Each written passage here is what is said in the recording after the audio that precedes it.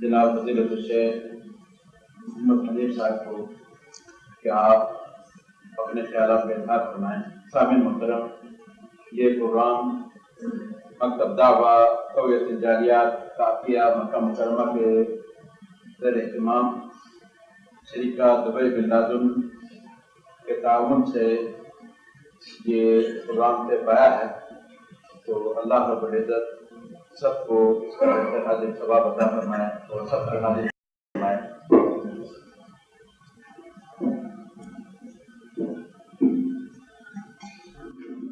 السلام علیکم ورحمۃ اللہ وبرکاتہ۔ ان الحمد للہ نحمده ونستعینه ونستغفره ونعوذ باللہ من شرور انفسنا ومن سیئات اعمالنا، من يهده الله فلا مضل له ومن يضلل فلا هادي له، واشهد ان لا اله الا الله وحده لا شريك له، واشهد ان محمدا عبده ورسوله۔ اللهم صل على محمد وعلى آل محمد كما صليت على إبراهيم وعلى آل إبراهيم إنك حميد مجيد۔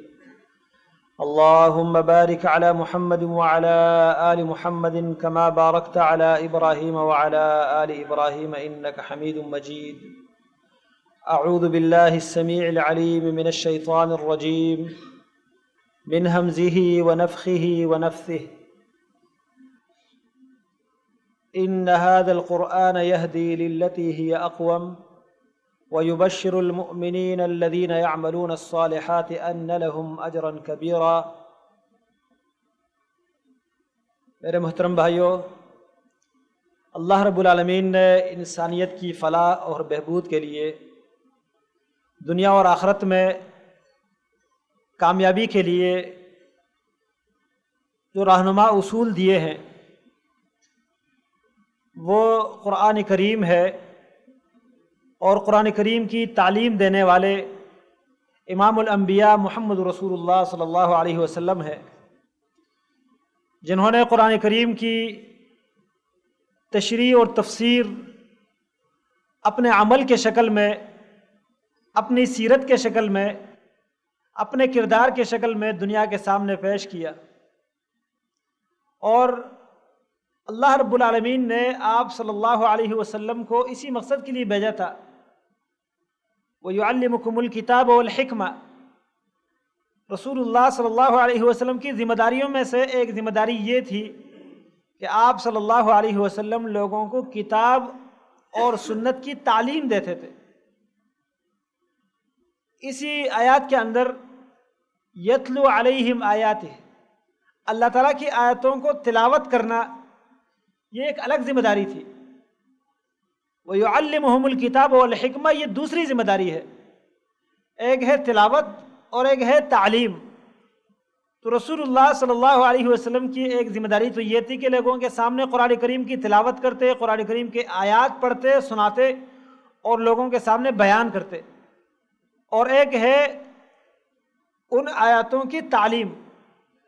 تعلیم کا مقصد یہ ہے کہ ان آیاتوں پہ عمل کس طرح کرنا ہے، یعنی زندگی گزارنے کا ڈھنگ سکھانا، عمل کرنے کا طریقہ سکھانا۔ رسول اللہ صلی اللہ علیہ وسلم کا یہ بھی مقصد تھا زندگی کا۔ اور آپ صلی اللہ علیہ وسلم نے اپنے جانے سے پہلے وہ تمام باتیں، وہ تمام طریقے، وہ تمام اعمال جن کی وجہ سے انسان کامیاب ہو جاتا ہے، انسان جنتی بن جاتا ہے اور جہنم سے بچ جاتا ہے، رسول اللہ صلی اللہ علیہ وسلم نے وہ تمام اعمال بتلا دیے ہیں۔ اور جن اعمال کی وجہ سے انسان جہنم چلا جاتا ہے، جہنم کے قریب چلا جاتا ہے اور اللہ رب العالمین کی جنت سے دور چلا جاتا ہے، وہ اعمال بھی بتلا دیے ہیں، ان سے ڈرایا بھی ہے۔ دنیا میں مختلف لوگ رہتے ہیں اور ہر کسی کا اپنا اپنا ایک ذہن، اپنا اپنا طریقہ ہے اللہ تعالیٰ کو راضی کرنے کا، اللہ تعالیٰ کو منانے کا، اللہ تعالیٰ کی عبادت کرنے کا، چاہے وہ آسمانی مذہبوں سے تعلق رکھنے والے لوگ ہوں، جیسے یہودی ہے، عیسائی ہے، جنہوں نے اپنی شریعتوں کو اپنی اصلی حالت پہ نہیں چھوڑا بلکہ ان کے اندر تبدیلی کر کر کے ان کی شکل بگاڑ دی ہے، وہ بھی یہ دعویٰ کرتے ہیں اور یہ اپنے دل میں نظریہ اور عقیدہ رکھتے ہیں کہ جو کچھ ہم کر رہے ہیں ہم یہ صرف اللہ کو راضی کرنے کے لیے، اللہ کا قرب حاصل کرنے کے لیے، اللہ کے جنتوں کے مہمان بننے کے لیے کر رہے ہیں۔ وہ اپنے عبادت خانوں میں جو حاضری دیتے ہیں، جو وہاں پر عبادات بجا لاتے ہیں، اپنے اعمال وہ جو کرتے ہیں، ان کا یقیناً یہی مذہب، یہی نظریہ ہے، یہی سوچ ہے، یہی ذہن ہے کہ ہمیں اللہ تعالیٰ کی رضا مل جائے۔ اور جو غیر آسمانی مذاہب سے تعلق رکھنے والے ہیں، جیسے ہندو ہیں، سکھ ہیں اور دیگر دنیا میں مذاہب ہیں، ان کا بھی یہی نظریہ، یہی سوچ اور یہی عقیدہ ہے کہ جو کچھ ہم اپنے مندروں میں کرتے ہیں، اپنے گرودواروں میں کرتے ہیں، اپنے خاص عبادت خانوں میں کرتے ہیں، یہ اللہ تعالیٰ کو راضی کرنے کے لیے ایک راستہ ہے، ایک طریقہ ہے، ایک ذریعہ ہے، یہ اللہ کی عبادت ہے۔ اب سب اپنے دعوے کے مطابق، اپنے ذہن کے مطابق، اپنے سوچ کے مطابق چاہتے یہ ہیں، کہتے یہ ہیں کہ ہم اللہ کو راضی کرنا چاہتے ہیں، ہم اللہ کی بندگی چاہتے ہیں، ہم اللہ رب العالمین کی عبادت کا حق ادا کرنا چاہتے ہیں، اور سارے یہی کہتے ہیں کہ جو ہم کرتے ہیں یہی صحیح ہے، باقی سب غلط۔ سب کا یہی دعویٰ ہے، لیکن صحیح ہونے کے لیے، اس دعوے کو ثابت کرنے کے لیے اور اس دعوے کو صحیح ثابت کرنے کے لیے کوئی دلیل ہونی چاہیے، کوئی اصول ہونے چاہیے، کوئی فاصل ہونا چاہیے، فیصلہ جس سے ہو سکے۔ اب اگر دعوے کے اوپر ہو تو پھر سب ٹھیک ہے، نیت کے اوپر ہو تو سب ٹھیک ہے، کیونکہ نیت تو سب کی یہی ہوتی ہے نا۔ اگر کوئی ہندو کسی بت کے سامنے جھکتا ہے، اس کے سامنے ہاتھ اٹھا کر کھڑا ہوتا ہے، اس کے سامنے اپنے ناک کو زمین پر رگڑتا ہے، تو وہ یہ نہیں چاہتا کہ میں لوگوں کو دکھلاؤں، میں اس سے کوئی دنیا کی رقم اور دنیا کے کوئی پیسے، دنیا کا کوئی منصب حاصل کروں، بلکہ وہ یہ چاہتے ہیں کہ میرا رب مجھ سے راضی ہو جائے۔ کیا اس کو ہم صحیح کہہ سکتے ہیں؟ نہیں، اس لیے کہ وہ چاہتا تو اللہ کو راضی کرنا ہے، لیکن جو طریقہ اس نے اپنایا ہے، جو راستہ اس نے اپنایا ہے، جو عمل وہ اپنایا ہوا ہے اللہ کو راضی کرنے کے لیے، اللہ تعالیٰ نے محمد رسول اللہ صلی اللہ علیہ وسلم کو یہ عمل دے کر نہیں بھیجا تھا، یہ طریقہ دے کر نہیں بھیجا تھا۔ اللہ تعالیٰ نے تو اپنے رضا کے لیے، اپنی عبادت کے لیے اور اپنی خوشنودی کے حصول کے لیے ہمارے لیے سمپل بنا کر بھیجا ہے، نمونہ بھیجا ہے۔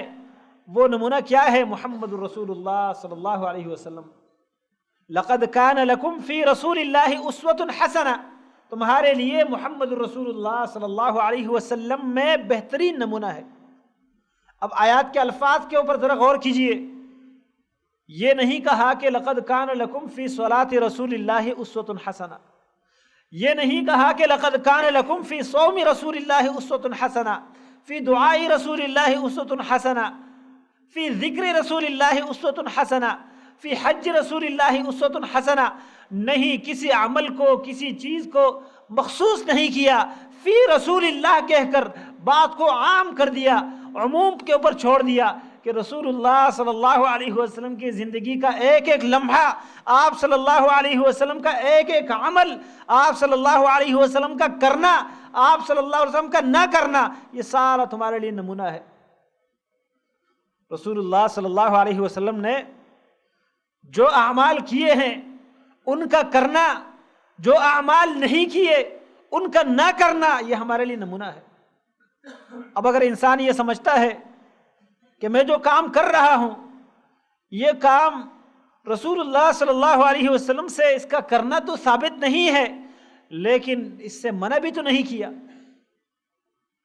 اس لیے یہ نیکی کا کام تو ہے، لیکن نبی علیہ الصلوۃ والسلام سے اس کا کرنا اگر ثابت نہیں ہے تو کیا حرج ہے، منع بھی تو نہیں کیا۔ اب یہ ایک سوال ہے، اور اکثر لوگ جن کے دلوں میں بدعت نے جگہ پکڑی ہے اور بدعات کو بڑے شوق سے وہ بجا لاتے ہیں اور اس پر وہ ڈٹے ہوئے ہیں، ان کو اگر سمجھایا جائے تو جواب یہی ہوتا ہے کہ آپ کوئی منع دکھا دیں، رسول اللہ صلی اللہ علیہ وسلم نے کوئی منع بھی تو نہیں کیا نا، یہ تو اچھا کام ہے۔ تو ہم اس کو یہ کہیں گے کہ اچھے کام کے ہونے کے لیے معیار موجود ہے، ترازو موجود ہے، کسوٹی موجود ہے، اس کے اوپر تولو اچھا ہے یا نہیں ہے، کیونکہ رسول اللہ صلی اللہ علیہ وسلم سے بڑھ کر دنیا میں کوئی ایسی ہستی نہیں ہے جو اپنے آپ کو اچھا بنائے۔ جو رسول اللہ صلی اللہ علیہ وسلم سے زیادہ اچھائی کا شوق رکھنے والا، زیادہ نیک عمل کرنے والا، زیادہ اللہ رب العالمین کے عبادت کا طریقہ جاننے والا کوئی نہیں ہے۔ رسول اللہ صلی اللہ علیہ وسلم نے جو کیا ہے اس کو کرنا، جو نہیں کیا اس کو نہ کرنا، یہ عبادت ہے۔ اور مجھے فقہ حنفی کی ایک مشہور کتاب ہے ہدایہ، اس کے مصنف ہے، انہوں نے بہت اچھی بات لکھی ہے فجر کی سنتوں کے حوالے سے۔ کہتے ہیں جب فجر کی اذان ہوتی ہے، اذان ہو جانے کے بعد فرض کی اقامت تک صرف 2 رکعت نماز پڑھی جا سکتی ہے جو فجر کی سنتیں ہیں، ان کے علاوہ کوئی اور نفل، کوئی اور نماز نہیں ہو سکتی، جائز نہیں ہے۔ بھائی کیوں جائز نہیں ہے؟ نماز تو کوئی گناہ کا کام نہیں ہے، نیکی کا کام ہے، اللہ تعالیٰ کی رضا کے لیے لوگ پڑھتے ہیں، بیت اللہ کی طرف منہ کر کے پڑھتے ہیں، نیت تو بہت اچھی، اور عمل بھی کوئی برا عمل تو نہیں ہے، کسی کو گالی تو نہیں دیتا، کوئی جھوٹ تو نہیں بولتا، کوئی اور بدکاری تو نہیں کر رہا، نماز پڑھ رہا ہے، نماز تو اچھا کام ہے۔ وہ کہتے ہیں نماز اچھا کام ہے، لیکن اس کے عدم جواز کی دلیل کیا ہے؟ یہ جو فجر کی اذان سے لے کر اقامت ہونے تک فرض سے پہلے جو 2 رکعتیں سنتیں ادا کی جاتی ہے، ان کے علاوہ، ان 2 سنتوں کے علاوہ کوئی اور نوافل جائز نہیں ہے، کوئی اور نفل نماز جائز نہیں ہے۔ اس کی دلیل یہ ہے کہ رسول اللہ صلی اللہ علیہ وسلم نماز پر ہم سب سے زیادہ حرص رکھنے والے تھے، سب سے زیادہ حریص تھے نماز کے، لیکن اس کے باوجود بھی آپ صلی اللہ علیہ وسلم نے اس وقت صرف 2 رکعتیں پڑھی ہیں، زیادہ نہیں پڑھی۔ اگر 2 رکعتوں سے زیادہ جائز ہوتا تو آپ ضرور پڑھ لیتے۔ یہ بڑی عمدہ بات ہے، ایک بنیاد ہے۔ رسول اللہ صلی اللہ علیہ وسلم ہمارے لیے معیار ہے، اچھائی کے لیے بھی اور برائی کے لیے بھی۔ جو کام آپ نے نہیں کیا، آپ سے ثابت نہ ہو، اس کو اچھا کہنا، یہ دین کے اندر اضافہ ہے، دین کے اندر اضافہ ہے۔ گویا کہ ہم یہ سمجھ رہے ہیں یا یہ باور کروا رہے ہیں کہ یہ بات، یہ کام، یہ عمل اچھا تھا، لیکن العیاذ باللہ اللہ کے رسول صلی اللہ علیہ وسلم کو اس کے کرنے میں کوئی دلچسپی نہیں تھی، یا آپ کو اس کا پتہ نہیں تھا، ہمیں اس کا پتہ چل گیا۔ آج ہم اپنے معاشرے میں دیکھیں کتنے ایسے اعمال ہیں، ہم کسی کی نیت پر شک نہیں کرتے، لیکن دین سیکھنے کے لیے ہمیں کوشش کرنی چاہیے۔ ہم دنیا کے لیے کیا کیا کرتے ہیں، ان لوگوں کے ساتھ جن کی زبان ہمیں سمجھ نہیں آتی، اگر معاملہ ہوتا ہے، کوئی کاروبار ہوتا ہے، کوئی لین دین کا مسئلہ ہوتا ہے، ہم ان کی بات سمجھ جاتے ہیں، ان کو اپنا مقصد سمجھا دیتے ہیں، وہ کام نکال لیتے ہیں، کیونکہ دنیا کا مسئلہ ہے۔ اور دین کے بارے میں کہتے ہیں جی ہم ان پڑھ ہیں، ہمیں پتہ نہیں ہے، ہمارے پاس علم نہیں ہے۔ بھائی یہ علم تو ہمیں حاصل کرنا ہے، یہ قرآن کریم اللہ تعالیٰ نے کس لیے بھیجا ہے؟ یہ تو سمجھنے کے لیے بھیجا ہے۔ اسی قرآن نے تو وہ لوگوں کو جن کے آپس میں دشمنیاں تھیں وہ دشمنیاں ختم کر دی، ان کو بھائی بھائی بنایا. فَأَصْبَحْتُمْ بِنِعْمَتِهِ إِخْوَانًا. اسی رسی کے بارے میں اللہ تعالیٰ فرماتے ہیں جس رسی کے ساتھ چمٹ کر، جس رسی کے ساتھ منسلک ہو کر وہ لوگ آپس کی دشمنیوں سے نکل گئے، آپس کی عداوتیں ان کی ختم ہو گئی اور وہ ایک بھائی بھائی بن گئے. وہ ایک ہی کھڑے کے اندر، ایک ہی دین کے اندر، ایک ہی آبادی جو اسلام کے ارکان کی آبادی ہے اس کے اندر آ گئے. اور ان میں گورا، سفید، کوئی کالا، کسی بھی رنگ سے تعلق رکھنے والا، کسی بھی زبان اور قوم سے تعلق رکھنے والا، وہ سارے کے سارے ایک دوسرے کے بھائی بھائی بن گئے. اللہ تعالیٰ نے ہمیں اسی رسی کو پکڑنے کا حکم دیا ہے. وَاعْتَصِمُوا بِحَبْلِ اللَّهِ جَمِيعًا وَلَا تَفَرَّقُوا وَاذْكُرُوا نِعْمَةَ اللَّهِ عَلَيْكُمْ إِذْ كُنْتُمْ أَعْدَاءً فَأَلَّفَ بَيْنَ قُلُوبِكُمْ فَأَصْبَحْتُمْ بِنِعْمَتِهِ إِخْوَانًا وَكُنْتُمْ عَلَى شَفَا حُفْرَةٍ مِّنَ النَّارِ فَأَنْقَذَكُم مِّنْهَا. اللہ تعالیٰ فرماتے ہیں کہ وَاعْتَصِمُوا، تھامے رکھو، مضبوطی سے پکڑ لو، بحبل اللہ، اللہ کی رسی کو، جمیعاً، سب اکٹھے ہو کر، مل کر، جمع ہو کر، ولا تفرقوا، اور الگ الگ گروہ میں نہ بٹو، فرقوں میں نہ بٹو. آج تو ہم نے اللہ کے دین کو ٹکڑوں میں بانٹ دیا ہے. اللہ تعالیٰ کے دین کو ایک اسلام تھا، اس میں پتہ نہیں کتنے فرقے، کتنے گروہ ہم نے نکال دیے. احادیث رسول صلی اللہ علیہ وسلم کو ہم نے مسلکوں میں اور مذہبوں میں تقسیم کیا. جی یہ فلان امام صاحب کا مسلک ہے اور یہ فلان امام صاحب کی حدیث ہے اور یہ فلان امام صاحب کی ہے.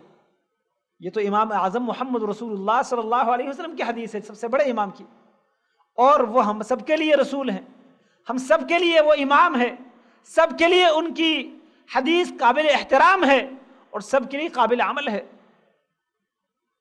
یہ تو نہ رسول اللہ صلی اللہ علیہ وسلم کی تعلیم تھی اور نہ ان ائمہ کرام جنہوں نے دین کے لیے اپنی زندگیاں وقف کر دی تھی، نہ ان کی تعلیمات ہیں کہ پیغمبر علیہ السلام کی احادیث کو ہم ان کی طرف منسوب کر کے ٹکڑوں میں بانٹ دیں کہ جی یہ فلاں کا مسلک ہے اور یہ فلاں کی حدیث ہے، یہ فلاں کی دلیل ہے. میرے عزیز بھائیو، اگر حدیث آتی ہے اور ہمیں یقین سے یہ پتہ چل جائے کہ یہ پیغمبر علیہ السلام کی حدیث ہے، اس پہ ہم عمل کر کے انشاءاللہ جہنم نہیں جائیں گے. اور اگر ہم حدیث کو اس لیے ٹکرا دیں کہ جی یہ ہمارے مسلک میں نہیں ہے، ہمارے علاقے میں نہیں ہوتا، ہمارے مشائخ اس پر عمل نہیں کرتے، تو ہو سکتا ہے پیغمبر علیہ السلام کی مخالفت کی وجہ سے ہمیں اللہ تعالیٰ سزا دے. کیونکہ اللہ رب العالمین کے ہاں سب سے زیادہ قابل قدر محمد رسول اللہ صلی اللہ علیہ وسلم ہے. اور آپ صلی اللہ علیہ وسلم کے متعلق اللہ تعالیٰ نے فرمایا ہے وَمَا يَنطِقُ عَنِ الْهَوَىٰ إِنْ هُوَ إِلَّا وَحْيٌ يُوحَىٰ. یہ اپنی خواہش سے بات نہیں کرتے، اگر جو کہتے ہیں تو وہ اللہ کی طرف سے وحی ہوتی ہے. اور محمد رسول اللہ صلی اللہ علیہ وسلم کی ہی اطاعت کو ہدایت کا ذریعہ بتلایا ہے. وَإِن تُطِيعُوهُ تَهْتَدُوا. اگر اس پیغمبر کی اطاعت کرو گے تو ہدایت پاؤ گے. اللہ تبارک و تعالیٰ نے اپنی بات کے بارے میں اور اپنے رسول کی بات کے بارے میں فرمایا یا ایھا الذین آمنوا لا تقدموا بین یدی اللہ ورسولہ. اے ایمان والو، نہ بڑھاؤ اللہ کے آگے اور اللہ کے رسول کے آگے. اس کا معنی بہت سے لوگ یہ کرتے ہیں کہ آگے نہ بڑھو اللہ اور اس کے رسول سے. تقدموا کا معنی یہ نہیں ہے. لا تتقدموا اگر ہوتا تو یہی معنی بنتا کہ آگے نہ بڑھو، یا لا تقدموا ہوتا تا کو حذف کر کے. لیکن لا تقدموا کا معنی یہ ہے کہ آگے نہ بڑھاؤ. کس چیز کو آگے نہ بڑھاؤ؟ کوئی یہاں اللہ تعالیٰ نے چیز ذکر نہیں کی. کیا نہ بڑھاؤ؟ اللہ تعالیٰ نے یہ بات ذکر نہ کرتے ہوئے اس میں اس طرف اشارہ ہے کہ بات کو عام چھوڑ دیا ہے کہ کچھ بھی نہ بڑھاؤ، کچھ بھی اللہ اور اس کے رسول سے آگے نہ بڑھاؤ. اپنی بات، اپنی رائے، کسی کی محبت، کسی کا کوئی قول، کسی کا کوئی نظریہ اپنے شیخ کو، اپنے استاد کو، اپنے مسلک کو، اپنے نظریے کو، اپنی رائے کو اللہ اور رسول سے آگے نہ بڑھاؤ۔ یہ اللہ رب العالمین نے صرف اپنے لیے اور اپنے رسول کے لیے کہا ہے۔ اللہ کے رسول صلی اللہ علیہ وسلم ہی وہ ہستی ہے جو اچھائی اور برائی کے درمیان تمیز جو کرتے ہیں وہ اللہ تعالیٰ کی وحی سے کرتے ہیں۔ اگر کوئی عمل کیا ہے تو وہ اللہ تعالیٰ کی عبادت ہے، اسی وقت کرنا، اس طریقے کے مطابق کرنا، اور کوئی عمل نہیں کیا تو وہ عمل اس کو ساری دنیا اچھا کہہ دے، سارے لوگ اس کو اچھا سمجھ لے، وہ اچھا نہیں بن سکتا، کیونکہ محمد رسول اللہ صلی اللہ علیہ وسلم کے بارے میں ہم سب کا یہ ایمان ہے کہ آپ صلی اللہ علیہ وسلم سے بڑھ کر اللہ تعالیٰ کو کوئی راضی نہیں کر سکتا، اللہ تعالیٰ کی رضا کو کوئی تلاش نہیں کر سکتا۔ اللہ کی رضا کو تلاش کرنے کے لیے جو راستہ ہے وہ محمد رسول اللہ صلی اللہ علیہ وسلم کی پیروی میں ہے۔ تو میرے عزیز بھائیوں، اللہ تبارک و تعالیٰ نے یہ نمونہ ہمارے لیے بھیجا ہے، اور اس نمونے کا مقصد یہ ہے کہ اس نمونے کے مطابق اگر عمل ہو تو قبول ہوگا، نہ ہو تو وہ مردود ہوگا، اس کے ثواب کے بجائے سزا ملے گی، ثواب نہیں بلکہ سزا ملے گی، کیونکہ اللہ تبارک و تعالیٰ نے سمپل نمونہ اس لیے بھیجا ہے کہ یہ راستے بند کر دیے جائے، دروازے بند کر دیے جائے، کہ کسی کو کوئی یہ موقع نہ ملے کہ جی ہمیں تو یہی بات سمجھ آئی تھی، ہم تو اسی کو نیکی سمجھ رہے تھے۔ نہیں، آپ جس کو نیکی سمجھ رہے تھے، آپ کا سمجھنا معیار نہیں ہے، معیار کیا ہے؟ محمد رسول اللہ صلی اللہ علیہ وسلم کی سنت اور آپ کی سیرت ہے۔ آپ دیکھیے مثالوں کو، کئی واقعات ایسے موجود ہیں، کئی واقعات۔ عبداللہ ابن مسعود رضی اللہ تعالیٰ عنہ اپنے گھر میں ہے، ابو موسیٰ اشعری رضی اللہ تعالیٰ عنہ نے مسجد میں دیکھا لوگ دائرے بنا کر، حلقے بنا کر نماز کے انتظار کے لیے بیٹھے ہیں، اور نماز کا انتظار کتنا اچھا عمل ہے۔ رسول اللہ صلی اللہ علیہ وسلم فرماتے ہیں جب تک کوئی بندہ نماز کے انتظار کی وجہ سے بیٹھا رہتا ہے، صرف نماز نے اس کو روکے رکھا ہے، وہ نماز میں شمار ہوتا ہے۔ ابھی وہ نماز پڑھ نہیں رہا، لیکن وہ یوں شمار ہوتا ہے جیسے جب سے بیٹھا ہے، جب تک بیٹھا رہے گا یہ نماز میں شمار ہوگا۔ وہ نماز کے انتظار کے لیے بیٹھے ہوئے ہیں، فجر کی نماز کے، تو وہ اپنے انتظار کو بھی عبادت بنانے کے لیے، نیکی کا کام بنانے کے لیے اذکار میں مصروف ہے۔ اذکار کس طرح کرتے ہیں؟ کنکریاں اٹھائی ہے اور ایک کہتا ہے کہہ دو سبحان اللہ، کہہ دو الحمدللہ، کہہ دو لا الہ الا اللہ، وہ سارے مل کر کہتے ہیں اور ان کنکریوں کے ساتھ اس کی گنتی کرتے ہیں، گنتی شمار کرتے ہیں۔ ابو موسیٰ اشعری رضی اللہ عنہ نے جب اس کو دیکھا تو فوراً چلے گئے۔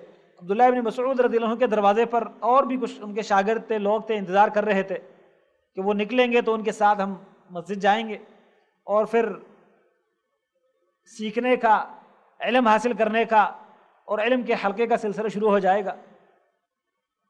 تو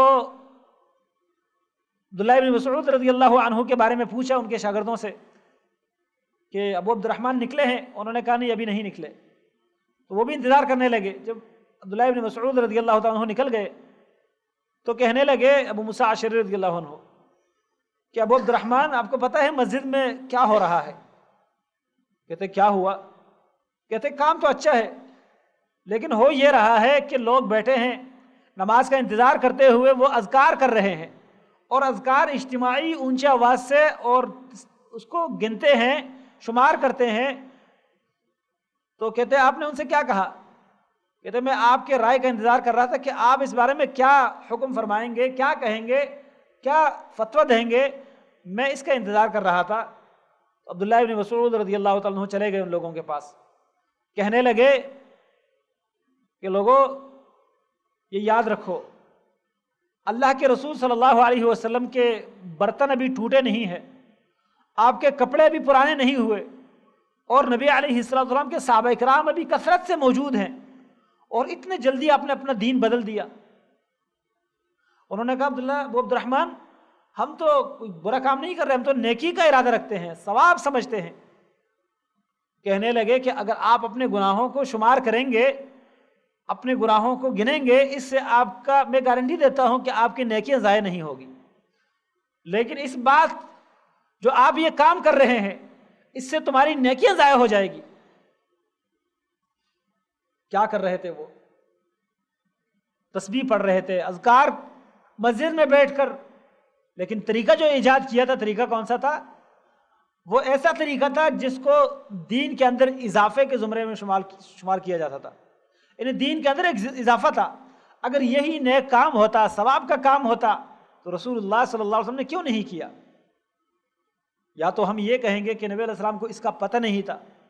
بھائی جب نبی علیہ السلام کو پتہ نہ ہوا تو پھر دین کیسے ہوا؟ پھر دین تو نہیں ہوا نا، کیونکہ جو دین ہو اور اللہ کے نبی کو اس کا پتہ نہ ہو، یہ کیسے ہو سکتا ہے؟ کوئی مسلمان یہ سوچ سکتا ہے؟ اچھا جی، دین تو تھا لیکن نبی علیہ السلام نے نہیں کیا، تو اس کا مطلب یہ ہے کہ آپ نبی علیہ السلام سے آگے بڑھنا چاہتے ہیں، نبی علیہ السلام سے زیادہ دیندار بننا چاہتے ہیں۔ رسول اللہ صلی اللہ علیہ وسلم نے ایک دفعہ غالباً عرفات کے موقع پر روزہ رکھا ہوا تھا، افطار کیا، یا اور کوئی سفر تھا، بہرحال کسی سفر میں روزہ افطار کیا، تو آپ صلی اللہ علیہ وسلم کو بتلایا گیا کہ کچھ لوگ ہیں ان کو مشقت بھی ہے پھر بھی روزہ افطار نہیں کر رہے، اور آپ کو روزہ افطار کرتے دیکھا بھی ہے انہوں نے۔ نبی علیہ السلام نے فرمایا اولئک العصاۃ، یہ نافرمان لوگ ہیں۔ بھائی وہ روزہ رکھ رہے تھے، فرض روزہ پورا کر رہے تھے، ہماری خواہش ہوتی نا کہ ابھی روزہ مکمل کر ہی لیتے ہیں، اب شام تک پہنچ گئے، عصر کا ٹائم ہو گیا، تھوڑا سا اور مشقت اٹھا لیتے ہیں۔ نبی علیہ السلام نے فرمایا یہ نافرمان ہے۔ کیوں نافرمان ہے؟ اس لیے کہ اس مشقت میں جس میں یہ مبتلا ہے، اپنے اوپر یہ جبر کر رہے ہیں، مشقت میں اپنے آپ کو ڈال رہے ہیں، اور میں نے ان کے لیے یہ طریقہ مقرر کیا کہ سفر میں روزہ افطار کر رہا ہوں اور یہ مشقت کے باوجود روزہ نہیں افطار کر رہے ہیں، تو یہ نافرمانی کر رہے ہیں، کیونکہ جو کام میں کر رہا ہوں وہ یہ اچھا نہیں سمجھتے۔ یعنی مطلب ان کا یہ تھا کہ ہم روزہ پورا کر لیتے ہیں، فرض روزہ ہے، بعد میں رکھنے کا اتنا اجر ہوگا یا نہیں ہوگا، تو نبی علیہ السلام نے ان کے اس کام کو نافرمانی قرار دے۔ تو میرے عزیز بھائیو، دین میں معیار کیا ہے ہمارے لیے؟ محمد رسول اللہ صلی اللہ علیہ وسلم۔ دنیا میں جتنے بھی اہل علم ہیں، جتنے بھی قرآن اور سنت کے علماء ہیں، حق کی دعوت دینے والے ہیں، اللہ اور رسول کی بات کہنے والے ہیں، سب قابل قدر ہیں، سب قابل احترام ہے۔ ان کا احترام، ان کی عزت، ان کی قدر، یہ اللہ رب العالمین کے قدر میں سے ہے۔ ان من اجلال اللہ اکرام ذی الشیبۃ المسلم وحامل القرآن غیر الغالی فیہ ولا الجاف عنہ۔ رسول اللہ صلی اللہ علیہ وسلم فرماتے ہیں جو قرآن کریم کا علم رکھنے والا اور اس کے اندر نہ اضافہ کرتا ہے نہ اس سے کوتاہی کرتا ہے، وہ اس کی عزت کرنا یہ اللہ تعالیٰ کی بڑھائی میں سے ہے، اللہ تعالیٰ کی بزرگی تسلیم کرنے میں سے ہے۔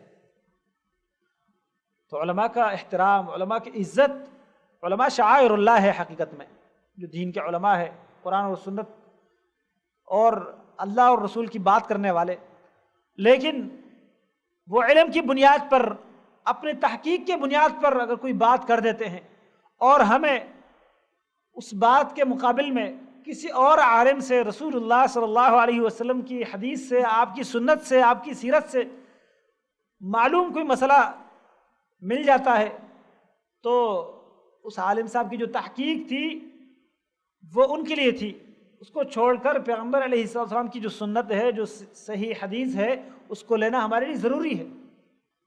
اس میں اس عالم کی کوئی بے حرمتی نہیں ہے، کوئی بے عزتی نہیں ہے، یہ ان کی عزت کے خلاف نہیں ہے، بلکہ یہ ان کی عزت ہے، کیونکہ ان کا بھی یہی، وہ بھی اسی بات کو چاہتے تھے۔ ہاں اگر کوئی یہ چاہتا ہے کہ میرے حلقے احباب کے لوگ جو ہیں وہ میری پیروی کریں، میرے بات اور میرے فتوے کے علاوہ اگر حدیث بھی مل جائے تو وہ ماننا ان کے لیے ٹھیک نہیں ہے، تو وہ تو پھر اللہ والا نہیں ہوا نا۔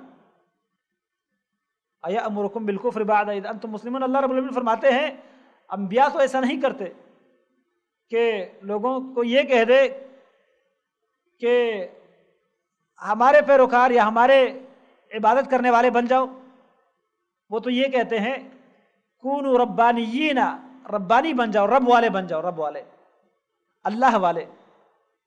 تو ہم سب کو اللہ والا بننا چاہیے۔ اللہ رب العالمین اسی عمل سے راضی ہوگا جس کو کرنے کا حکم اللہ نے دیا ہو یا اس کے رسول صلی اللہ علیہ وسلم نے اس کو اللہ کی رضا کا ذریعہ قرار دیا ہو. اسی کو دین کہا جاتا ہے.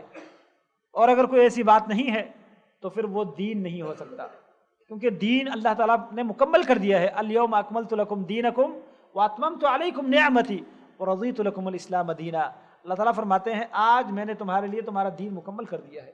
رسول اللہ صلی اللہ علیہ وسلم کے دنیا سے جانے کے بعد وحی بند ہو گئی ہے، آسمان سے وحی نہیں آتی. کوئی اگر خواب دیکھتا ہے تو اس کو بھی یقیناً یہ نہیں کہا جا سکتا کہ یہ بالکل اللہ کے رسول نے ان کو خواب میں بتایا، اللہ تعالیٰ نے بتلایا، فرشتوں نے بتلایا. نہیں، جو وحی تھی وہ ختم ہو گئی ہے، بند ہو گئی ہے. جو وحی جتنی آئی تھی بس اتنی ہے، اور جتنا اس وحی کے وقت دین تھا وہ آج بھی دین ہے. جو اس وقت اس دین کے اندر شامل نہیں تھا، دنیا کی کوئی طاقت اس کو دین کے اندر شامل نہیں کر سکتی. اور اگر ہم اس کو دین میں شامل کریں گے تو یہ دین میں اضافہ ہوگا، اور یہ وہ بدعت ہے جس سے انسان کو توبہ کرنے کی بھی توفیق نہیں ملتی. وہ ساری زندگی عمل کر کر کے اپنے آپ کو تکا کے وہ یہ سمجھتا ہے وَهُمْ يَحْسَبُونَ أَنَّهُمْ يُحْسِنُونَ صُنْعًا، لیکن وہ ایسا اعمال ہے. اللہ تعالیٰ فرماتے ہیں عَامِلَةٌ نَاصِبَةٌ تَصْلَىٰ نَارًا حَامِيَةً. عمل کرنے والے بہت سے ایسے ہوں گے جو گرم بڑکتی ہوئی آگ میں داخل ہوں گے. تو عمل تو ہوگا لیکن اللہ رب العالمین کی طرف سے وہ انسان سزا کا مستحق ہوگا. اور باقی گناہ وہ تو گناہ سمجھ کر کرتا ہے. ہو سکتا ہے کبھی خیال آئے کہ یہ میرے گناہ کب تک کروں گا، وہ توبہ کر لے چھوڑ دے، لیکن اس کو تو وہ گناہ سمجھ ہی نہیں رہا، وہ اس کو نیکی سمجھ کر کرتا ہے اور پھر اس کو مرنے تک کرتا رہتا ہے.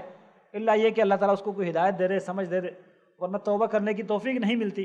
تو یہ دین کے اندر اضافہ رسول اللہ صلی اللہ علیہ وسلم اس کے بارے میں فرماتے ہیں. آپ صلی اللہ علیہ وسلم کے ہر خطبہ حاجت میں جب بھی آپ خطبہ ارشاد فرمایا کرتے تھے یہ الفاظ ضرور کہا کرتے تھے وَشَرَّ الْأُمُورِ مُحْدَثَاتُهَا وَكُلَّ مُحْدَثَةٍ بِدْعَةٍ وَكُلَّ بِدْعَةٍ ضَلَالَةٍ وَكُلَّ ضَلَالَةٍ فِي النَّارِ. کہ سب سے بدترین کاموں میں سے کون سا کام بدترین ہے؟ محدثات، دین کے اندر ایجاد کیے گئے کام، نئے جو نئے ایجاد کیے گئے کام ہے. اور فرمایا ہر نیا ایجاد کیا ہوا کام وہ بدعت ہے. وَكُلُّ بِدْعَةٍ ضَلَالَةٍ، ہر بدعت گمراہی ہے. وَكُلُّ ضَلَالَةٍ فِي النَّارِ، ہر گمراہی آگ میں ہے. تو عزیز بھائیو، اللہ تعالیٰ کو راضی کرنے کے لیے ہم بھی کوشش کرتے ہیں، عیسائی، یہودی، ہندو اور دیگر لوگ بھی کوشش کرتے ہیں، مسلمانوں کے سارے فرقے اپنے طور پر کوشش کرتے ہیں، لیکن دین وہ ہے جو اللہ نے آسمان سے بھیجا ہے. اسلام زمین پہ نہیں بنا، اسلام آسمان سے آیا ہے. اللہ تعالیٰ نے اپنی وحی کے ذریعے بھیجا ہے. اللہ تعالیٰ نے اپنے رسول محمد صلی اللہ علیہ وسلم کو اس کے طریقہ سکھانے کے لیے، اس پر چلنے کا سلیقہ بتلانے کے لیے، عملی پریکٹیکل طریقے سے اپنے امت کو گائیڈ کرنے کے لیے آپ صلی اللہ علیہ وسلم کو اللہ تعالیٰ نے بھیجا تھا. اور آپ صلی اللہ علیہ وسلم نے اس کا حق ادا کیا تمام معاملات میں، چھوٹا مسئلہ ہو یا بڑا ہو. صحابی رسول حذیفہ ابن یمان رضی اللہ عنہ سے کہ یہودی نے بطور مذاق، بطور مسخرہ سوال کیا کہ آپ کے نبی آپ کو قضاء حاجت کی باتیں بھی بتاتے ہیں؟ تو حذیفہ ابن یمان نے کہا ہاں، آپ یہ بات کرتے ہیں، ہمیں تو نبی علیہ السلام قضاء حاجت کے مسائل بھی بتلاتے ہیں. ہمیں سیدھے ہاتھ سے استنجا کرنے سے منع کیا ہے، قبلے کی طرف منہ یا پیٹھ کر کے قضاء حاجت کرنے سے منع کیا ہے، 3 پتھروں سے کم کے ساتھ ہمیں استنجا کرنے سے منع کیا ہے. انہیں نبی علیہ السلام نے تو وہ چھوٹی چھوٹی باتیں جو لوگوں کی نظروں میں معمولی ہے وہ بھی بتلائی ہیں. آپ صلی اللہ علیہ وسلم نے تو معمولی باتوں میں بھی ہمیں کسی کا محتاج نہیں چھوڑا. لیکن آج ہماری بدقسمتی ہے کہ ہم اسلام کا نام لیتے ہیں، کلمہ توحید کا پڑھتے ہیں، منہ سب بیت اللہ کی طرف کرتے ہیں، لیکن ایک دوسرے سے ہمارے راستے الگ الگ، اور ان راستوں کو ہم نے الگ الگ کیا ہے فرقوں اور مسلکوں کے نام پر، پارٹیوں کے نام پر، تنظیموں کے نام پر. دین اسلام یہ ایک ایسا دین ہے جو جمعیت، اجتماعیت، اتفاق کی دعوت دیتا ہے، یہ ایک ہونے کی دعوت دیتا ہے. اور اگر ہم اس کو اپنائیں تو ہم ایک ہو جائیں گے. اور ایک ہونے کے لیے اللہ تعالیٰ نے وہی نسخہ جو آسمان سے بھیجا ہے وہ ہمارے لیے بھی باقی رکھا ہے، جس قرآن کریم کے ذریعے زندگیوں سے برسوں سے چلنے والی دشمنیاں ختم ہوئی، اور وہ دشمنیاں صرف ختم نہیں ہوئی بلکہ دوستیوں میں اور اخوت میں بدل گئی، جو رشتے کی اخوت سے زیادہ مضبوط اخوت تھی۔ تو آج ہماری بھی یہ جو دوریاں ہیں، جو اختلافات ہیں، جو تفرقے ہیں، جو فرقے ہیں، یہ سب ختم ہو سکتے ہیں، لیکن اس کے لیے نسخہ ہمیں وہی اپنانا پڑے گا جو اس امت کے ابتدائی حصے نے اپنایا تھا، اور وہ ہے اللہ تعالیٰ کی کتاب۔ ان ھذا القرآن یہدی للتی ہی اقوم، یہ قرآن تو اس راستے کی طرف رہنمائی کرتا ہے جو سیدھا راستہ ہے۔ ویبشر المؤمنین الذین یعملون الصالحات، اور یہ خوشخبری دیتا ہے ان لوگوں کو جو ایمان والے ہیں اور نیک عمل کرتے ہیں، ان لہم اجرا کبیرا، کہ ان کے لیے بہت بڑا اجر ہے۔ اور اس قرآن کریم کو سمجھنے کے لیے قرآن نے وَلِلَّهِ عَلَى النَّاسِ حِجُّ الْبَيْتِ مَنِ اسْتَطَاعَ إِلَيْهِ سَبِيلًا، جو طاقت رکھتے ہیں بیت اللہ کی طرف جانے کی، ان کے اوپر حج فرض ہے اللہ کی طرف سے۔ اب اللہ تعالیٰ نے حج کا فرضیت ظاہر کیا، اس کا اعلان کیا، وَأَتِمُّ الْحَجَّ وَالْعُمْرَةَ لِلَّهِ، حج اور عمرہ اللہ تعالیٰ نے مکمل کرنے کا حکم دیا، لیکن اس کی تفصیل، اس کا طریقہ کار، سعی کہاں سے ہے، کہاں تک ہے، کس طریقے سے ہیں، کہاں پر دوڑ ہے، کہاں پر آستہ چلنا ہے، اور باقی جو حج یا عمرے کے مناسک ہیں، یہ تمام کے تمام قرآن کریم میں تفصیلاً موجود نہیں ہے۔ تو اس کی تشریح کیا ہے؟ رسول اللہ صلی اللہ علیہ وسلم نے فرمایا خذوا عنی مناسککم، اپنے حج اور عمرے کے طریقے مجھ سے سیکھو۔ رسول اللہ صلی اللہ علیہ وسلم سمپل اور نمونہ ہے۔ نماز اللہ تعالیٰ نے حکم دیا واقیموا الصلاۃ، رکوع سجدے کا حکم دیا ہے۔ محمد رسول اللہ صلی اللہ علیہ وسلم ممبر کے اوپر کھڑے ہو کر نماز کا طریقہ لوگوں کو سمجھا رہے ہیں، اور فرمایا انما صنعت ھذا، یہ جو ممبر کے اوپر کھڑے ہو کر نماز کا طریقہ میں نے سمجھایا ہے، یہ کس لیے؟ لتأتموا بی، تاکہ تم میری اقتداء کرو، میری پیروی کرو، ولتعلموا صلاتي، اور تاکہ تم میری نماز سیکھ لو۔ اور فرمائے صلوا کما رأیتمونی اصلی، ایسی ہی نماز پڑھا کرو جس طرح مجھے نماز پڑھتے دیکھا ہے۔ یہی نماز اللہ تعالیٰ کے رسول صلی اللہ علیہ وسلم اپنے صحابہ کرام کو اپنے علاقوں میں بھیج رہے ہیں۔ مالک بن حویرث اس حدیث کے راوی ہیں، نبی علیہ السلام کے پاس رہتے ہیں، دین سیکھتے ہیں۔ نبی علیہ السلام نے فرمایا اپنے علاقے کی طرف چلے جاؤ، ارجعا الی اہلیکما، دو بندے ہیں، دو صحابی ہیں، اپنے اہل عیال کی طرف چلے جاؤ، ان میں رہو، ان کو تعلیم دو، اور جب نماز کا ٹائم آئے تو تم میں سے جو بڑا ہے وہ نماز پڑھائے، اور ان کو یہ تعلیم دے رہے ہیں کہ صلوا کما رأیتمونی اصلی۔ پہلے تثنیہ کا صیغہ استعمال کیا، تثنیہ کا صیغہ کہ تم دونوں، لیکن جب نماز کی بات آئی اور تعلیم کی بات آئی کہ ان کو تعلیم دو، اور پھر کیا کرو؟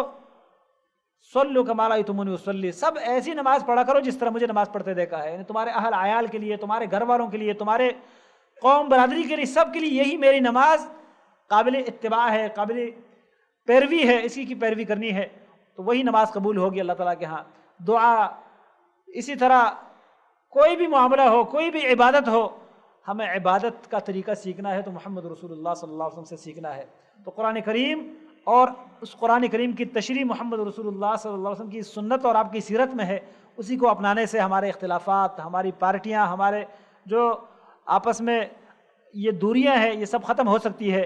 ایک بیت اللہ کی طرف منہ کر کے ہم نماز پڑھنے والے ہیں، ایک ہی رب کا حکم مان کر ہم نماز پڑھنے والے ہیں، ایک ہی رب کو راضی کرنا چاہتے ہیں، تو طریقہ بھی وہی اپنانا چاہیے جو رب کو قبول ہو، منظور ہو، جس پر رب راضی ہوتا ہے، جو رب نے ہمیں حکم دیا ہے۔ اللہ رب العالمین نے یہی طریقہ بتلایا ہے، وَإِن تُطِيعُوهُ تَهْتَدُوا، ہدایت پاؤ گے تب پاؤ گے جب پیغمبر کی اتباع کرو گے، اطاعت کرو گے۔ اللہ رب العالمین ہم سب کو محمد رسول اللہ صلی اللہ علیہ وسلم کی سنت مبارکہ اپنانے کی توفیق عطا فرمائے، اور قرآن کریم کے ساتھ ہمیں اپنا تعلق جوڑنے کی توفیق دے۔ اقول قولی ھذا واستغفر اللہ لی ولکم ولسائر المسلمین، سبحانک اللہم وبحمدک، اشہد ان لا الہ الا انت، استغفرک۔ السلام علیکم سامعین محترم، یہ تھے فضیلت الشیخ محمد حنیف صاحب، اللہ ان کے خاص انداز سے جو بیان ہے اس پر ہمیں عمل پیرا ہونے کی توفیق دے۔ اللہ ان کی زیارت حرم قبول فرمائے، اللہ آپ سب کی حاضری قبول منظور فرمائے۔ اسی پر ہم اجازت چاہتے ہیں، اللہ سب کو اس کا بہتر اجر عطا فرمائے۔ السلام علیکم ورحمۃ اللہ وبرکاتہ۔